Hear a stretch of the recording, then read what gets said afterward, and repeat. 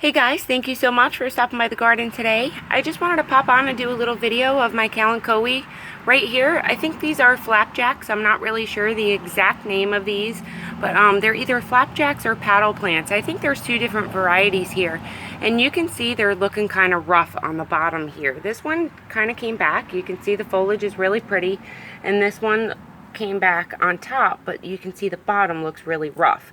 Now I wanted to show this to you because this is what frostburn looks like when this happens to us here in Florida, Zone 9B.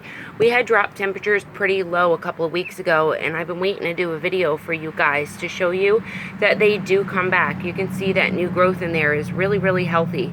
So this is what they started looking like, and then they got frostburn, plus I didn't acclimate them really correctly, really slowly. I should have acclimated them 2 hours each day, increasing that until I got to the desired amount of time, which these really like. I notice here in Florida for me, they do not like high sun. A lot of my succulents, I grow a lot of different varieties, and they do not do well in high sun situations. Anything above 8 hours, my succulents tend to burn. You can see this little arrangement right here.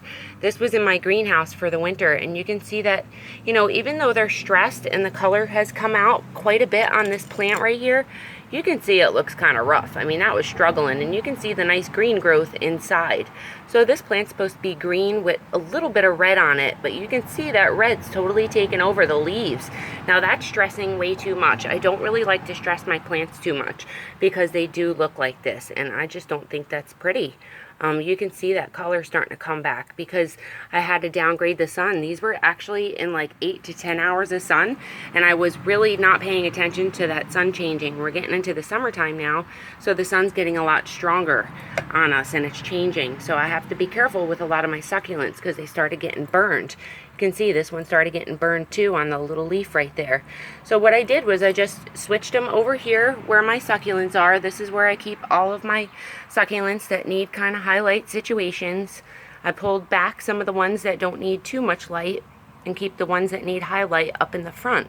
But you can see they're doing really well in this location. They get filtered light between 12 and 3, which is the most hottest point of the day here in Florida. If any plants are kind of getting sunlight all day, especially between that time here, they usually burn for me, and that's no good. I don't want that happening to you guys. If you live in Florida, this sun can be really intense sometimes.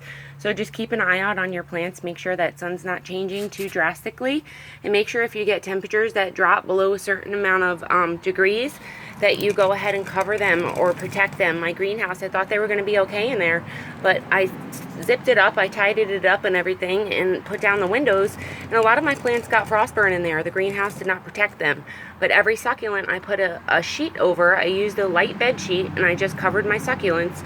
You can see that video down below. I'll post it in the description. You can see how I cover them with the bed sheet, and they stay absolutely great.